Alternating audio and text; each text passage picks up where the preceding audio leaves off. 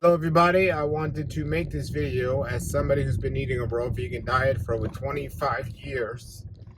Uh, I want to talk about what I've seen that's been working for me and the mistakes I've seen people making. I was on an interview recently and somebody was telling me they eat a raw vegan diet and they've been doing it for about 10 years or so. But the problem, they didn't look at it as a problem, but they said they're eating a fruit-based diet. A fruit-based diet, meaning the majority of their food was fruit. And fruit is a wonderful food. Fruit isn't an issue. There's nothing wrong with fruit if you're eating it under the right circumstances.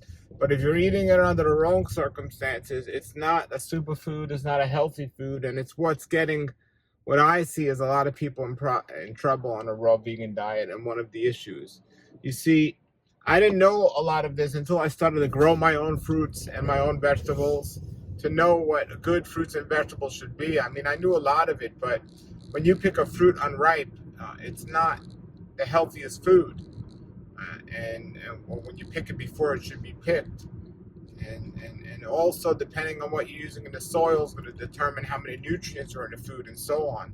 So it's a lot more to it than just, I eat fruit or I don't eat fruit.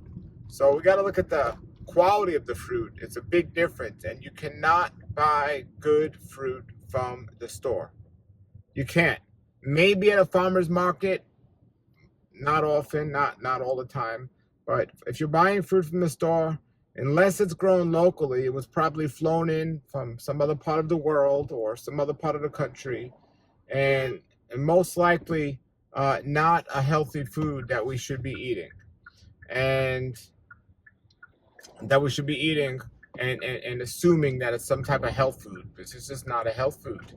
So that's what, so if the majority of your diet on a raw vegan diet, if the majority of your diet is fruit, and you're getting it from the store, you're starting off from a bad premise because, again, the fruit in the store is unripe, it's picked unhealthy, it's not good. Now, the other thing is, let's say you're in an opportunity where I am, where I grow my own food.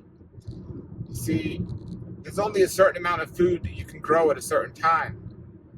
Even mangoes. I mean, I can only grow a certain amount of mangoes at a time, and I have many, many mango trees. But basically, when you're buying your food, it's easy to overeat. You get it? But when you're growing your food, even if, depending on what your growing situation is, most people that are growing their food have a small yard, and it's not, an abundance like you're just going to feed 50 people, whatever. So people eat like they're eating for 50 people. So it's difficult to overeat on fruit if you're eating the fruit you grow. And I'm one that believes in doing as many things as natural as possible. So like nuts and seeds, for example, in nature, you couldn't sit and eat pounds and pounds of nuts and seeds because you got to get them out of the shell yourself. And that takes hours and hours by themselves. So the same thing with fruit. You couldn't, if you had your own garden like I do, I can't eat, let's say if I wanted to eat even 10 bananas a day, I couldn't do that.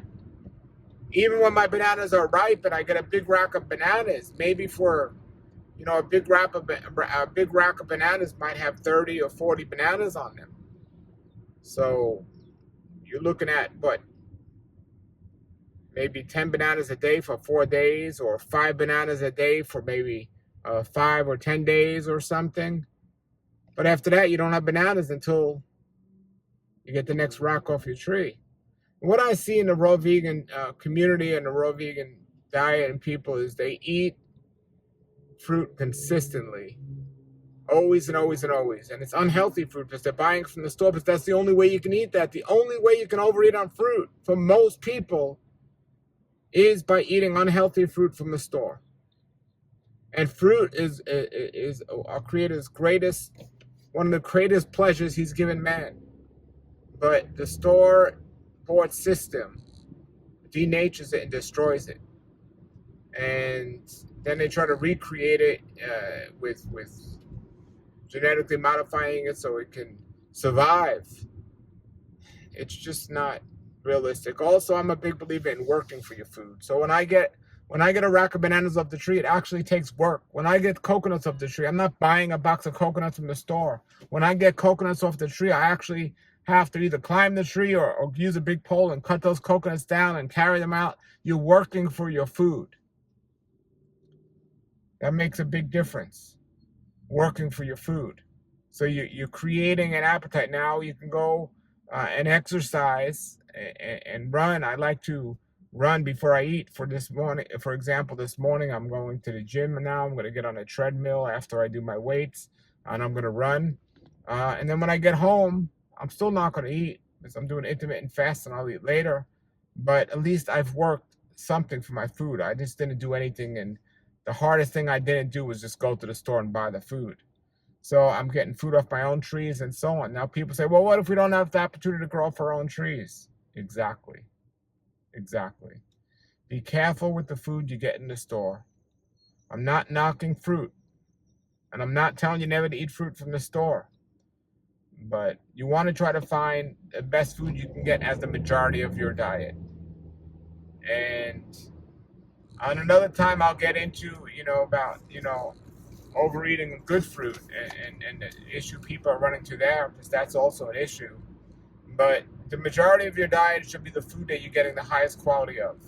And in today's society and world, I mean, first of all, just about most people for a good part of the year can grow something, right? But all year we can grow stuff in our house. Like, I have found the most practical and realistic way in today's society, in today's world, is to grow our own food and learn how to grow sprouts. And I'm not just talking about sunflower and wheatgrass and green sprouts, but also bean sprouts, like mung bean and lentil sprouts. And doing that is the highest quality food we can get, because we're growing it ourselves. As long as you're getting good seeds and there's enough resources out there these days to get good seeds where you can grow sprouts. You can have sprout juices, you can eat sprouts in your salad, you get yourself the nutrients you need. Leafy greens, if you can grow them in your house, that's wonderful. If you're going to buy them in the store, they must be organic. And yeah, you don't need to spend a lot of money or a lot of time doing this. Depending on the environment you live, that makes a big difference. And I don't always mean from what store you're going to or if you're able to grow your food, but if you're in colder environments, you might be able to get away with eating a little bit more fat. As if you're in a warmer environment, you might be get away with eating a little bit more fruit. But this video is not about how much of these things we could eat. It's about what we can realistically eat that's good for us, and the high quality stuff we can get that's good for us. And from my experience, people are doing with the fruit, and just because we get away with it doesn't mean it's best for us. And I see a lot of people getting away with these things. They're doing it, but great, the person interviewed me doing it for 10 years, but most people run into problems. And the problem isn't the raw diet. The problem is like I said, this is what I see as a big problem. It's the fruit. It's the overeating of the fruit. And, one misconception is a lot of people tell me, well, the fruit's hybridized, there's too much sugar, and fruit's been changed. No, fruit hasn't been changed. Fruit is not genetically modified for the most part. There's maybe one or two, but fruit's not genetically modified. And hybridization, that's not necessarily a bad thing. But we have to just understand what it's been hybridized for and the selection of the food. So sugar hasn't been added to fruit like some people falsely claim. Sugar hasn't been added to fruit. What has happened is the selection of the fruit, the sweeter fruits have been selected to be promoted. So in my garden, for example, let's say I have 2 mango trees, and one tree is a sweet mango, and one tree is a mango that's not too sweet. Well, I'm going to eat more of this tree that's sweet enough or sweeter, because I like sweeter food.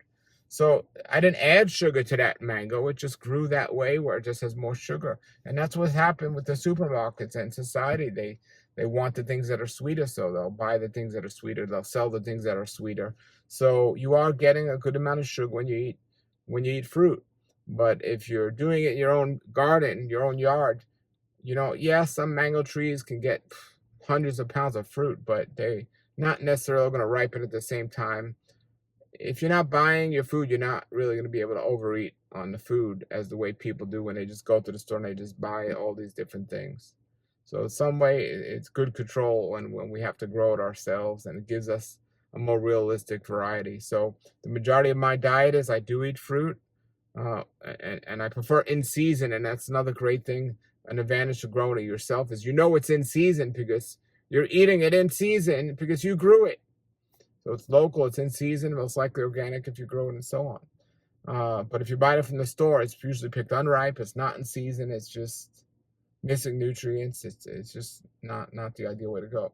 And so I eat fruits. I eat sprouts. I love sprouts. I do a sprout green juice and leafy greens. I try to grow leafy greens in my garden as much as possible. If I have to get them to the store, I will, but they will be organic. And the only thing I'm not growing that I eat, that I get from the store, is nuts and seeds. And it's another thing people got to be careful of not overdoing. When you're growing it yourself, it's a lot less difficult to overeat on nuts and seeds. But nuts and seeds is something that people can definitely overdo. And so we got to be careful with that. I got to be careful with that. And it's best to soak nuts and seeds if you are going to consume them. But that's what I'm finding now. I'm talking about a raw vegan diet, because if you're going to just be a vegan diet, you get into some issues with grains. That's another thing people overeat on, and those aren't the best, the way they're processed these days. But that's if you're on a vegan diet. Be careful with grains. But from a raw vegan standpoint, just be aware of these things and think about what you'll be able to eat in nature, and also how much you'll be able to eat in nature if you're doing it yourself. All right, everybody, put your comments or questions below. Thanks for watching. Have a great day and a great raw life. Nature's wealth, good for your health. This is the Raw Life Health Show. Raw Life, brighten up your life.